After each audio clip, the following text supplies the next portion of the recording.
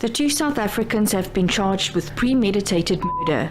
They were arrested in Uniondale on Sunday, a few hours after the shooting, tracked down through CCTV footage and assistance from other crime prevention agencies. The morning of November 3rd, 2024, dawned like any other at the Garden Route Mall in George Western Cape. Shoppers bustled about, merchants prepared for the day, and Mark Lifman walked confidently toward his vehicle, unaware that his next breaths would be his last. Mark Lifman was no ordinary man. For years, his name had been whispered with both fear and respect throughout Cape Town. His empire stretched across nightclub security operations and lucrative real estate investments, built on the foundation of alleged protection rackets and intimidation. In fact, Lifman was due in court the very next day to face charges as a co-accused in the 2017 of steroid dealer Brian Wainstein. But in Cape Town's shadowy criminal world, justice rarely waits for courtrooms. Instead, it arrives in the form of and on that fateful November morning, as Lifman approached his vehicle, assailants opened fire, riddling him with in a meticulously planned assassination. The attack was swift and precise, leaving Lifman no chance of survival. This was merely another chapter in an endless saga of shed. In Cape Town, violence isn't reserved only for crime bosses and gang members. Every day, citizens find themselves caught in crossfires, their lives forever altered by battles they never chose to fight. This is the story of the rise of Cape Town cartels. This story doesn't start with gangsters. It starts with a pen, the one that signed the Group Areas Act during apartheid, a decision that changed Cape Town's future forever. When government officials redrew the city's map in the 1950s and 60s, they weren't just separating people by race. They were unknowingly laying the foundation for criminal empires that would rise decades later. The law forced thousands of colored families out of places like District 6, tearing them away from their homes and communities. They were dumped in the Cape Flats, a barren stretch of land far from the city, where there were no jobs, no opportunities, only sand, concrete, and despair. Children who once played in familiar streets suddenly found themselves in a harsh and unforgiving world. For many young men growing up in the Cape Flats of the 1970s, gangs weren't just an option, they were a way to survive. Older boys in areas like Mannenberg and Hanover Park would tell newcomers, "Stick with us, and you'll never go hungry." And for those with no food at home, no father to guide them, and no future to dream of, the choice was simple. The gang became their family. The street corner was their living room. Petty crime was the first job. At first, these were just groups of boys looking out for each other, defending their neighborhoods. But over time, they became more organized. They had leaders, territories, and rules. What started as survival turned into something much bigger. While street gangs were forming in the Cape Flats, a parallel and older criminal tradition was thriving behind prison walls. Inside South African jails, a secret underworld had existed for decades. The numbers gangs, the 26s, 27s, and 28s. These weren't just criminals. They were part of an ancient code, a brotherhood with strict rules, rituals, and hierarchies. Their story went all the way back to Nongolosa Matebula, a legendary figure who, in the late 1800s, gathered outlaws to rebel against the system. Over time, his story became a myth, and his followers' code became law in prison. Each group had its role. The 26s controlled the money. The 27s enforced order. The 28s used violence to keep power. Inside prison walls, these gangs were more powerful than the guards. New inmates had to learn the hand signals, the secret words, and the brutal hierarchy, or suffer the consequences. When former inmates trained in the discipline of the numbers gangs returned to the Cape Flats with a new vision, they turned the street gangs into something more, something bigger, more structured, more ruthless. Loose groups of young criminals transformed into organized syndicates. Super gangs emerged, like the Americans in The Firm. These weren't just street gangs anymore, they were criminal empires. They didn't just fight over street corners, they controlled entire communities. In areas where the government had failed, they became the law. If you needed protection, you went to them. If you wanted justice, they decided what that meant. And in the power vacuum left behind by a government too weak to stop them, Cape Town's gang bosses became more than criminals. They became kings. Then came the 1990s. Apartheid ended. Nelson Mandela walked free, and South Africa changed overnight. But while the country was celebrating its new democracy, something else was happening in the forgotten corners of Cape Town. This change did not come with speeches or political movements. It came in small crystal forms known locally as tick. This methamphetamine would not only reshape trade, but also tear apart the very fabric of communities in the Cape Flats. In 1998, police discovered a tick lab hidden in a rundown building in the Cape Flats. At the time, it seemed like just another bust. The area had already been flooded with substances like mandrax and cannabis, so few people realized what was coming. But tick was different. It was cheap to make, easy to sell, and dangerously addictive. Before long, it became the #1 drug in the Western Cape. What started as a slow trickle became a flood, destroying families and fueling an entire economy of crime. With demand rising fast, someone had to supply it. This is when Cape Town's gangs stepped in. They were no longer just neighborhood thugs fighting over small corners. They became organized criminal businesses, controlling entire communities.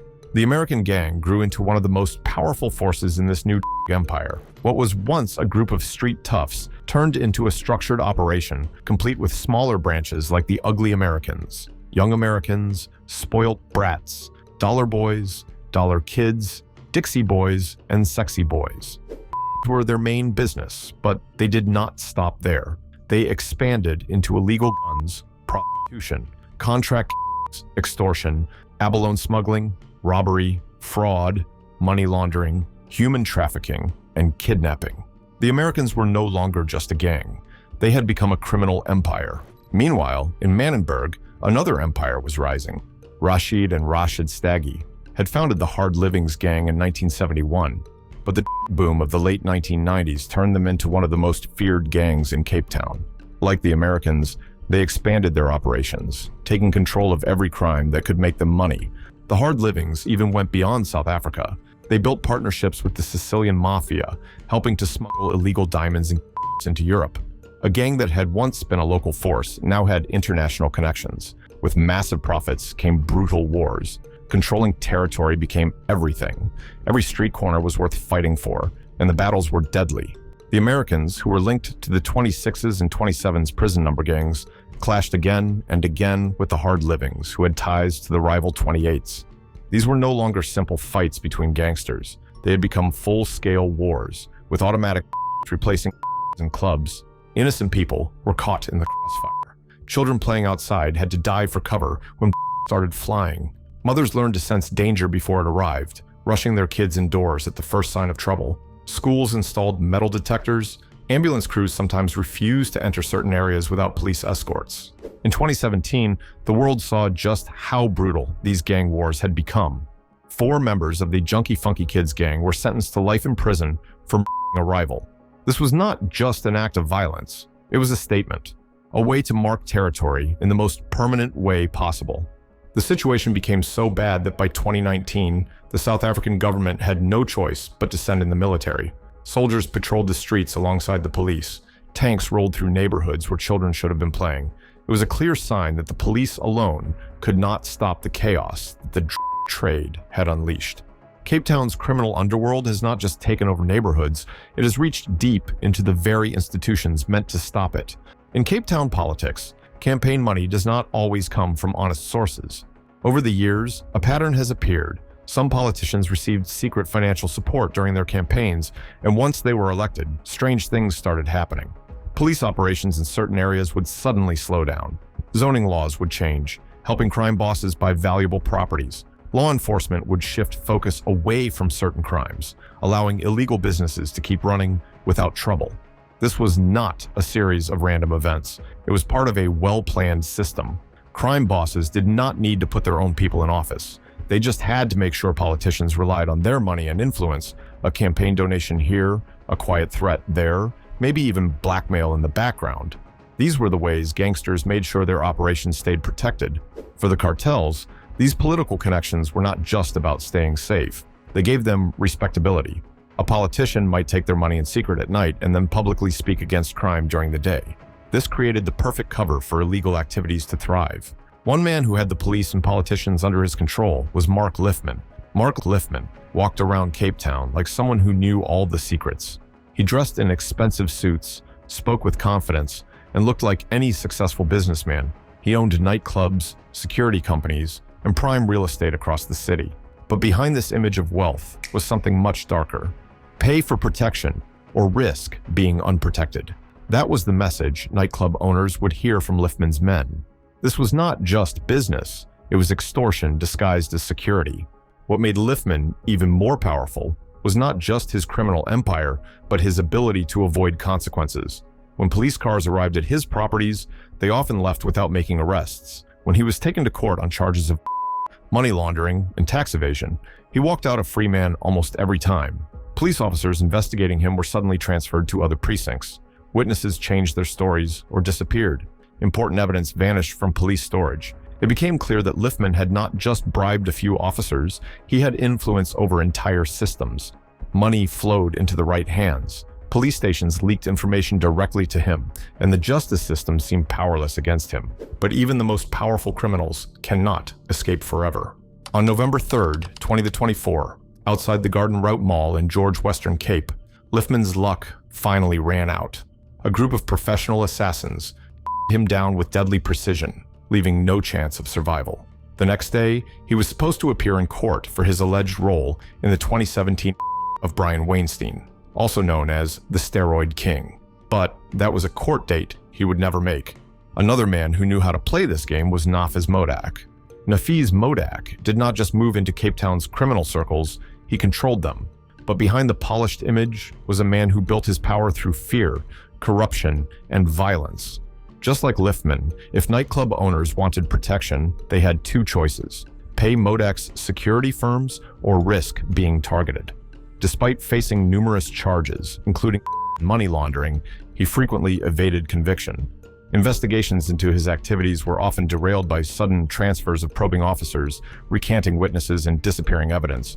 But the walls were closing in. In April 2021, after years of eluding serious legal consequences, alleged underworld figure Nafez Modak was arrested in connection with the assassination of top anti-gang unit officer Lieutenant Colonel Charles Kinnear.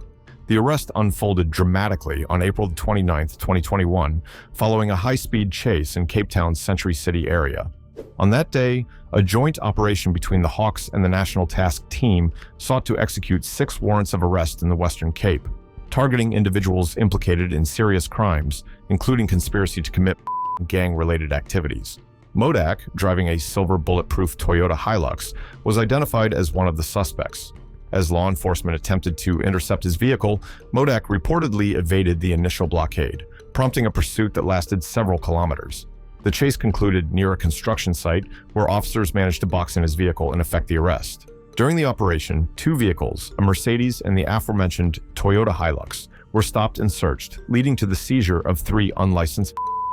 In addition to Modak, 3 other suspects were apprehended. The arrests were linked to various charges, including conspiracy to commit, attempted murder of an advocate, murder of a police officer, as well as gang-related extortion, kidnapping, and intimidation in the Milnerton area. For a man who once seemed untouchable, it was the beginning of the end. Modak had built an empire on control, fear, and powerful connections. But in the end, even the most powerful crime bosses can only outrun justice for so long. However, while Modak is currently behind bars, there are still several others running his gang operations. So, will Cape Town ever break free from the grip of powerful cartels? That is exactly what the South African government is trying to achieve.